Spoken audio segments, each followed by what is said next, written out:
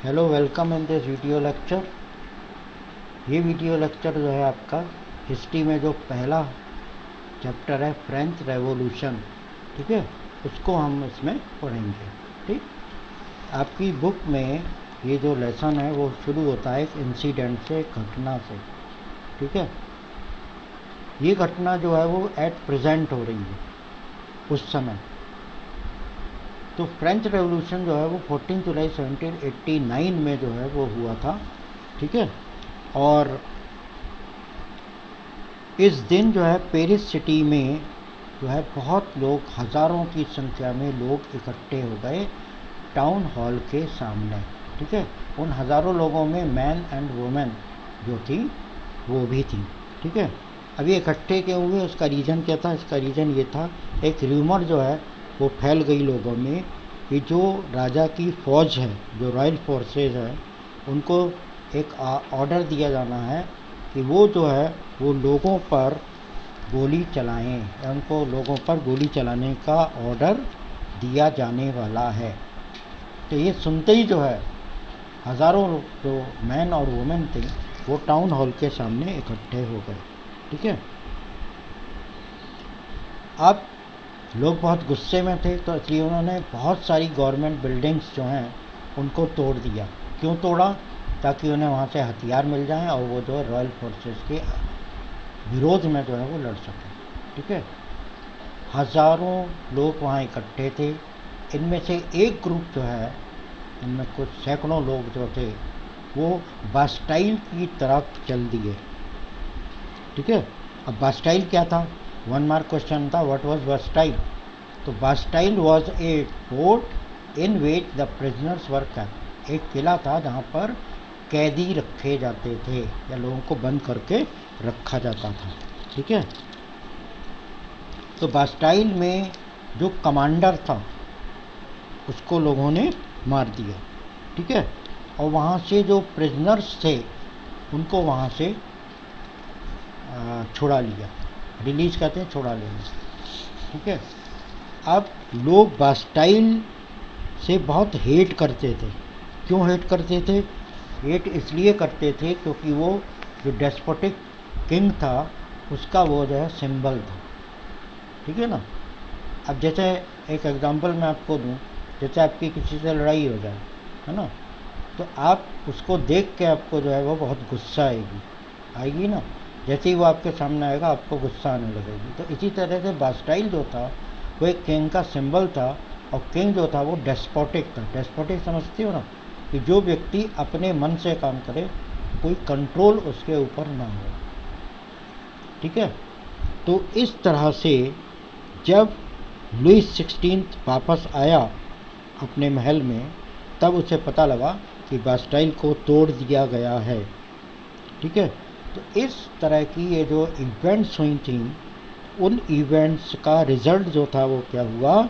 France का king, जो king Lewis 16 था, उसको उसकी मृत्यु के पर जो है वो एंड हुआ, या उसको मार दिया गया। ठीक है, अब आता है एंशिएंट रेजाइम। एंशिएंट रेजाइम किसे कहते हैं? एंशिएंट रेजाइम समझ रहे हो ना? एंशिएंट रेजाइम माने पुराना रूलर। ठीक है, एंड क्राइसिस, परेशानियाँ, तकलीफ़ें। ठीक है, तो फ्रेंच रेवोल्यूशन को आप ये मत समझना कि फ्रेंच रेवोल्यूशन अचानक हो गया। इसको होने में कई साल लगे।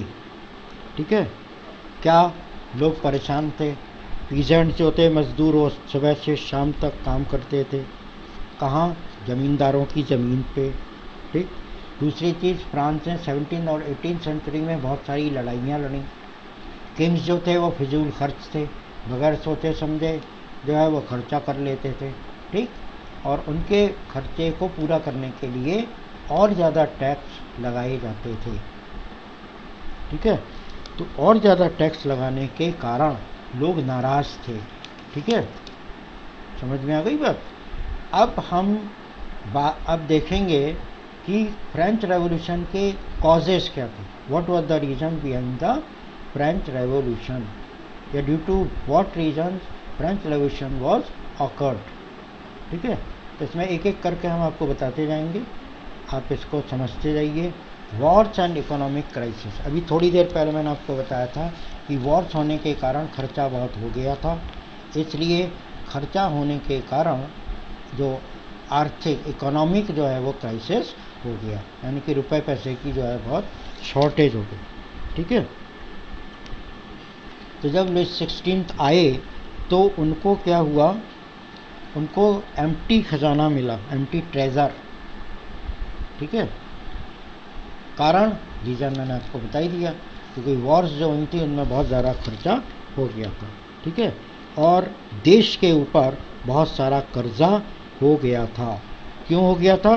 तो 1756 से 1763 तक जो है बहुत सारी लड़ाइयाँ लड़ी गईं।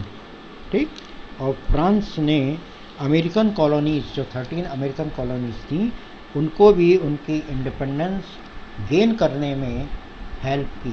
ठीक है, तो उसमें भी पैसा खर्च हुआ। अब आता है एक्सेसिव टैक्सेशन, ज़्यादा टैक्स लगाया जाना। ठीक है, अब ज़्यादा टैक्स क्यों लगाया गया? क्योंकि जो किंग था, जो एम्परर था, उसके पास पैसा था नहीं। अब गवर्नमेंट की जो इनकम होती है उसका सोर्स क्या होता है? टैक्स। इसलिए उसने जो है क्या करा, खूब टैक्स लगा दिया। ठीक है, लोगों के ऊपर खूब सारा टैक्स लगा दिया। ठीक है, तो टैक्सेशन जो सिस्टम था या जो टैक्स लगाया गया वो अनजस्टिस था। ठीक है, और अनरीजनेबल था। देखो, हम कोई भी काम करते हैं उसका कोई वजह होती है, बेवजह आप काम करोगे तो उसमें आपको सक्सेस नहीं मिलेगी, सिवाय परेशानी के। ठीक है, इसके अलावा नोबल्स और चर्च फादर्स जो थे उन्हें टैक्स पे नहीं करना पड़ता था। ठीक है, अभी जो हम आपको नेक्स्ट टॉपिक बताएंगे, नेक्स्ट रीज़न, उसमें हम बताएंगे कि ऐसा क्यों था। ठीक है, तो जो टैक्स का जो बोझ था, जो बर्डन था, वो थर्ड एस्टेट या कॉमन लोगों के ऊपर पड़ गया। ठीक है, इससे उनकी लाइफ जो थी वो दुखों से भर गई। उन्हें भूखा रहना पड़ता था और वो बहुत बेचारे परेशान होते थे। ठीक है, अब जो फ्रेश टैक्सेस थे उनको भी कॉमन पीपल के ऊपर लगाया गया। ठीक, डायरेक्ट टैक्सेस क्या थे? Taille, land, road, toll, church, salt tax et cetera. ये तो गवर्नमेंट की तरफ से हो गया, रूलर की तरफ से हो गया। और चर्च जो थे, चर्च भी टैक्स लगाते थे।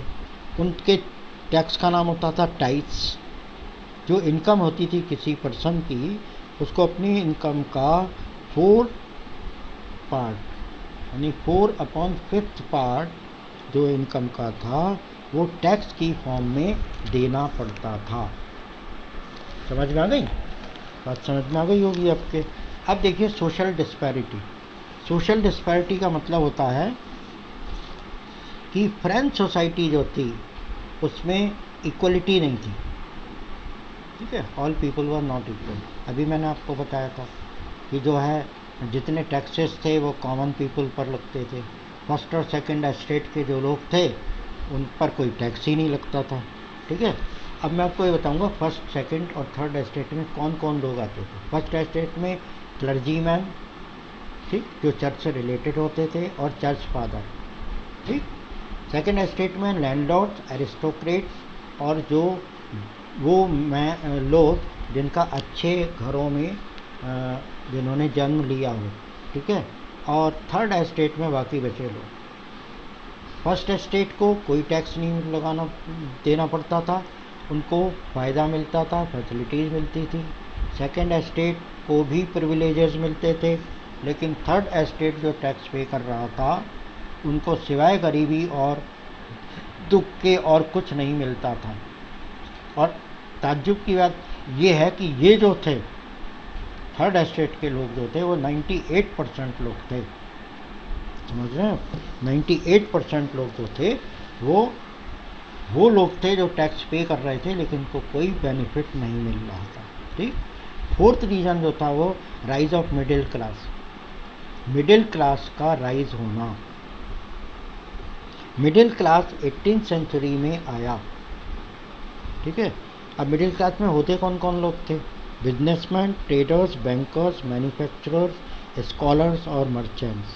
बिजनेसमैन जो बिजनेस करते हैं, ट्रेडर्स वही हुए, बैंकर्स जो लोग को उधार देते थे, मैन्युफैक्चरर्स बनाने वाले, स्कॉलर्स जो पढ़ने वाले थे, मर्चेंट्स व्यापारी। ठीक है, ये सारे के सारे एजुकेटेड होते थे।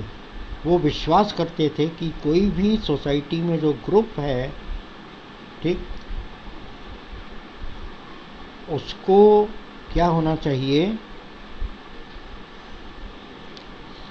बाई बर्थ जो है उनको प्रिविलेजेस नहीं मिलने चाहिए। प्रिविलेजेस मिलें तो सबको मिले, अदरवाइज किसी को नहीं मिले। ठीक है, मिडिल क्लास के लोग जो थे वो रेवोल्यूशन के लीडर्स थे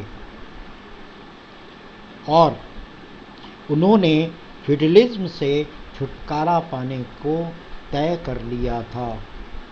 ठीक, फ्रेंच सोसाइटी जो है वो फ्यूडलिज्म, उनका विश्वास था कि फ्रेंच सोसाइटी अगर फ्यूडलिज्म रहा तो आगे नहीं जा सकती, उसका डेवलपमेंट, उसकी प्रोग्रेस नहीं हो सकती। ठीक है, और फ्यूडलिज्म जो है वो इंडस्ट्रियल कैपिटलिज्म की ग्रोथ में एक तरीके से रुकावट है, वो चाहते ही नहीं थे। ठीक है, फिर नेक्स्ट आता था स्ट्रगल टू सर्वाइव। 1789 में पॉपुलेशन जो यूरोप फ्रांस की थी वो बढ़ने लगी और ये करीब 28 मिलियन हो गई। फूड ग्रेन्स की डिमांड जो है वो तेज़ी से बढ़ने लगी। ठीक, और क्यों बढ़ने लगी, क्योंकि जो फूड ग्रेन का जो प्रोडक्शन था वो बहुत, कहना चाहिए, बड़ा लिमिटेड था। ठीक, और पॉपुलेशन बढ़ रही थी, तो इंक्रीज पॉपुलेशन के अकॉर्डिंग जो है वो फूड ग्रेन का जो प्रोडक्शन था वो नहीं बढ़ रहा था। ठीक है, अब जब पॉपुलेशन बढ़ी तो फूड ग्रेन का डिमांड जो है वो बढ़ गई, सप्लाई उसके हिसाब से हो नहीं पाई क्योंकि प्रोडक्शन जो था वो लो हो रहा था, इसलिए ब्रेड के प्राइस जो थे वो तेज़ी से बढ़ने लगे। ठीक है, ज़्यादातर वर्कर्स की जो है वेजेस थी वो फिक्स कर दी गई थी, इसलिए रिच और पुअर के बीच का जो गैप था वो बहुत ज़्यादा बढ़ गया। इससे क्या हुआ, लोगों की तकलीफ़ें बढ़ने लगीं। ठीक, और ये कब हुआ, जब ओल्ड रिजाइम फ्रांस में रूल कर रही थी। ठीक है, उस समय ये हुआ। अब नेक्स्ट जो है आपका influence of the philosophers and writers. देखिए, अगर हम कोई भी स्टोरी पढ़ते हैं तो इस स्टोरी का हमारे ऊपर इम्प्रेशन पड़ता है। ठीक है, या किसी राइटर्स की आप कहानी पढ़ो या कोई एस्से पढ़ो तो उससे इम्प्रेशन पड़ता है ना। तो इसलिए फ्रेंच रेवोल्यूशन का जो इम्प्रेशन था लोगों पर वो फिलोसफर्स और राइटर्स का पड़ा। ठीक है, अब इनमें से कुछ हमने राइटर्स और फिलोसफर्स लिए हैं, उनको हम आपको बता दें, और ये क्वेश्चन से रिलेटेड आता है। ठीक है, तो इसको आपको बहुत ध्यान से सुनना है। चार्ल्स मॉन्टेग्यू, ठीक है, चार्ल्स मॉन्टेग्यू जो हैं वो हुए हैं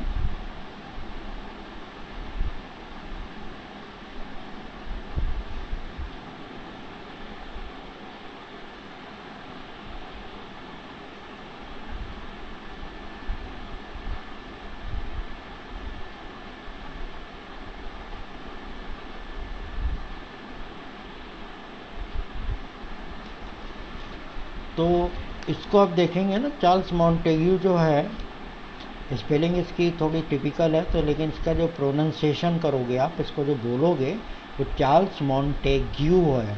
ठीक है, इसके बारे में सुन लीजिए। ये जो थे नोबल मैन थे, अच्छे परिवार में इनका जन्म हुआ था और ये बाद में जाकर के एक लॉयर, एक वकील और एक जज बन गए। उन्होंने एक बुक लिखी, द स्पिरिट ऑफ लॉज। ठीक है, यानी कि लॉज की स्पिरिट के बारे में उन्होंने लिखा। उन्होंने ऑटोक्रेसी को क्रिटिसाइज किया, उन्होंने जो ऑटोक्रेसी थी उसको बुरा बताया।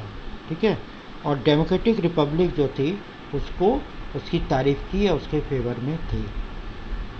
ठीक है, नेक्स्ट आपका था फ्रांसिस एरोनेट वोल्टेयर। ये क्या चाहते थे कि लोग अर्थ के बारे में सोचें, यानी कि एट प्रेजेंट सोचें, फ्यूचर के बारे में ना सोचें। समझ में आ गई बात? जो आपका प्रेजेंट है उसके बारे में सोचो, उसके बारे में एफर्ट करो, उसको सुधारो। ठीक है? फ्यूचर में क्या होना है इसके बारे में दुखी रहकर या सोच सोच कर अपना प्रेजेंट जो है वो उसको खराब मत करो। ठीक है? और इन्होंने क्या किया कि प्रिविलेज का सपोर्ट किया। इन्होंने कहा कि प्रिविलेज जो है वो मिलना चाहिए। समझ में आई बात? प्रिविलेज यानी कि सुविधाएं मिलनी चाहिए। और इन्होंने पुअर के बारे में, जो गरीब थे उनके बारे में इन्होंने कुछ नहीं कहा। ठीक। अब आते हैं Jean Jacques Rousseau. Jean Jacques Rousseau जो थे वो फ्रेंच रेवोल्यूशन के आर्किटेक्ट माने जाते हैं। आर्किटेक्ट माने बनाने वाला। जैसे जो मकान बनता है, ठीक है, उसको जो उसका नक्शा बनाता है उसको आर्किटेक्ट कहा जाता है। क्योंकि अब जब मैप ही नहीं बनेगा तो मकान कैसे बनेगा, है ना? अब बनेगा तो अजीबोगरीब बनेगा। ठीक, तो उसके लिए आर्किटेक्ट कहते हैं। तो फ्रेंच रेवोल्यूशन को लाने में जीन जैक्स रूसो जो है उनको माना जाता है। ठीक है? उनका स्लोगन क्या था? मैन जो है वो जन्म से फ्री है।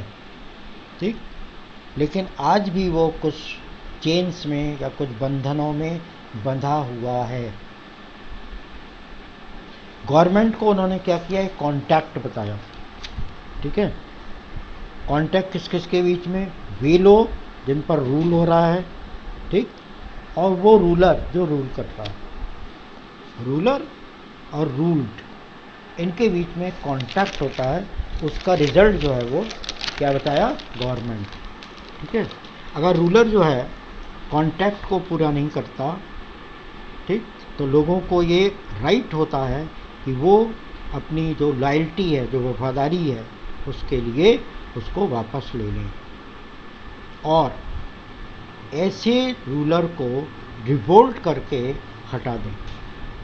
ठीक, और लास्ट में आपका आता है जॉन लॉक। ठीक है? जॉन लॉक ने एक बुक लिखी, टू ट्रीटाइजेस ऑफ गवर्नमेंट। ये गवर्नमेंट, उसने एक बुक लिखी थी जिसका नाम था टू ट्रीटाइजेस ऑफ गवर्नमेंट। ठीक है? तो उन्होंने जो है डिवाइन और absolute right of the monarch जो है उसके बारे में इन्होंने बताया। ठीक है? Absolute right should not be given to the monarch, यानी कि राजा को पूरे अधिकार जो हैं वो नहीं देने चाहिए। ठीक है? Doctrine of divine. Doctrine of divine कौन सा होता है? कि the king is equal to God. ठीक है? तो उन्होंने इसके बारे में जो है ये कहा। ठीक, that's all for this video lecture. Thank you.